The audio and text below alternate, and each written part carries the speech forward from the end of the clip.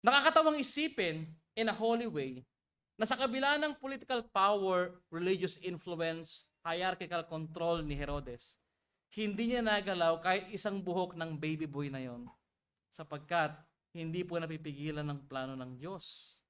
At mahalagang maging malinaw sa atin ito, hindi po namatay si Kristo dahil sa kagustuhan o kakayahan ng tao. Namatay ba si Kristo sa end ng story? Mula bata pa siya, oppressed na siya, di ba?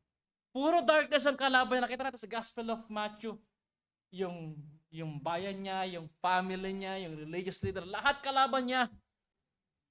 And then nasa krus siya.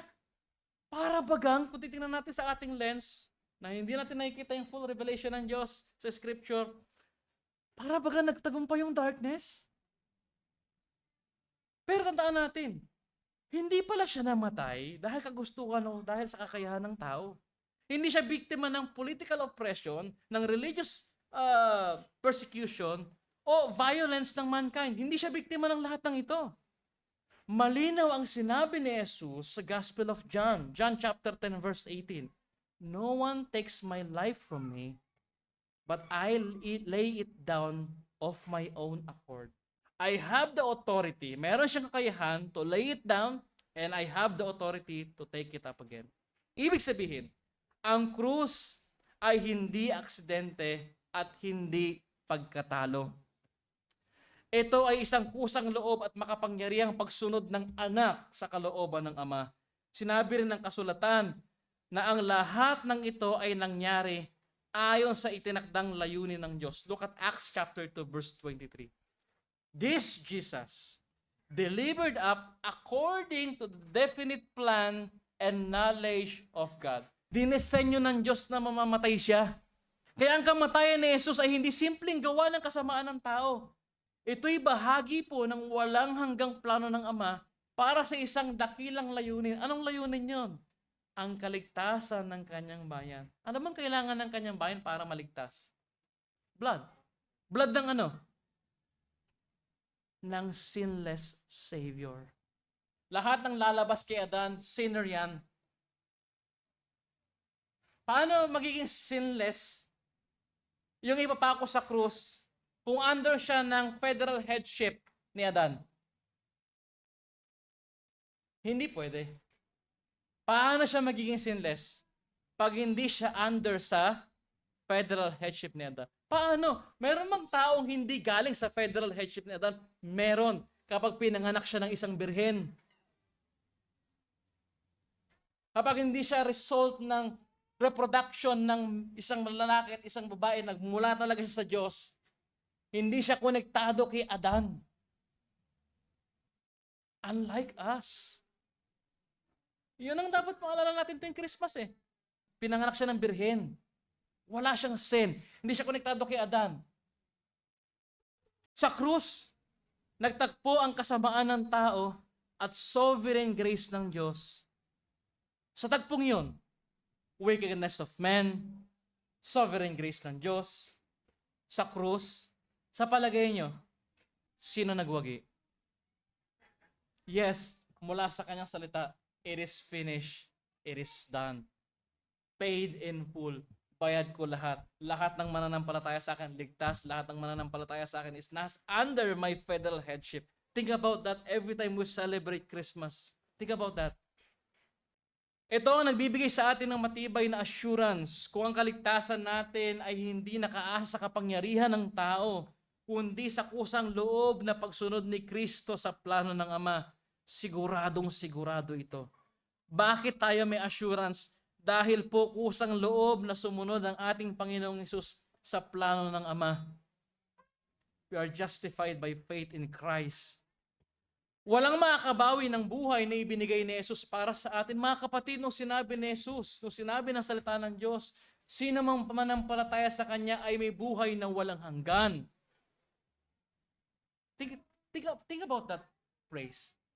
Ano ang pinaka-tragic na pwedeng sapitin ng isang tao sa natural na kalagayan? Death. Mas matindi yan sa problema mo ngayon. Buhay ka pa, di ba? Ang pinakamatindi mong pwedeng harapin is what? Death. Pero nasabi ng Diyos sa atin, nasabi ng salita ng Diyos, Sino mang manampalataya sa Kanya ay may buhay na walang hanggan. Look at those praise. Think about that. At mga kapatid, nung sinabi yun ng Diyos, kredibilidad niya ang nakasalalay diyan. Kung tingin mo na wala ka sa church dahil sa ganitong paraan, kung tingin mo na wala na kaligtasan dahil sa ganitong sitwasyon, hindi ka talaga nagkaroon ng buhay na walang hanggan. Buhay na walang hanggan nga, paano nawala yung sa'yo? So kung nawala yung sa'yo, nung wala ka sa church, nang hina kayo, so don't blame God. It's just so happy na hindi ka nananampalataya sa mabuting balita niya. And this Christmas, the Lord is calling us once again na tingnan natin yung kanyang pangako at umasa tayo sa pangakong yon. Kaya ngayong Pasko, mga kapatid, habang ginugunita natin ang pagsilang ng tagapagligtas, alalahanin natin ito. Ang sanggol sa sapsaban ay ang kaparehong hari na kusang loob na naglakad patungo sa krus. Siya rin ang buhay na Panginoon na muling babalik. Ang Pasko ay nagsisimula sa sapsaban, pero nagtatapos po sa walang hanggang kaligtasan at kalwalhatian ng hari na nagtagumpay. Dito makikita natin ang Christ-centered fulfillment ng redemptive history. Ang Israel ay nilabas mula sa Egypt papunta sa Promised Land. Si Jesus naman ay nilabas mula sa Egypt papunta sa cross. At sa cross, doon niya hinarap ang tunay na kadiliman.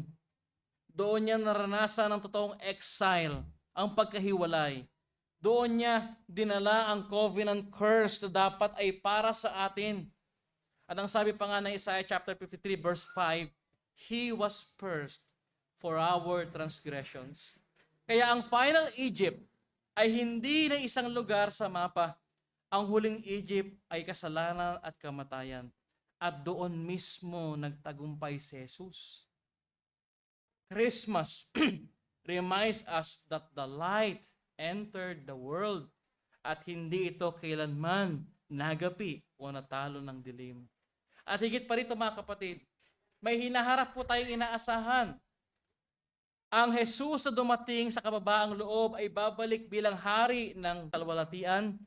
Ang liwanag na sumilang noong unang Pasko ay pupunuin ang buong creation ng liwanag sa kanyang pagbabalik. Ito po ang ating eschatological hope. Ang ganap na pagkatag ng kanyang kaharian kung saan wala ng kadiliman, wala ng kasalanan, at wala ng kamatayan ay sa muling pagbabalik ng ating Panginoon. Ang Pasko ay hindi lang po kwento ng kapanganakan. Ito ay kwento ng isang hari na pumasok sa kadiliman ng Egypt, ng isang anak na tumupad sa tipan na hinihingi, at ng isang tagapagligtas na nagdala ng liwanag sa kadiliman. Ngayong Pasko, hindi lang tayo inaanyayahang humanga. Tayo po'y tinatawag na sumamba tulad ng mga magay, magsisi, magtiwala sa hari na lumabas sa Egypt para sa atin, at muling babalik para tapusin ang kanyang gawain magpakilanman. Amen.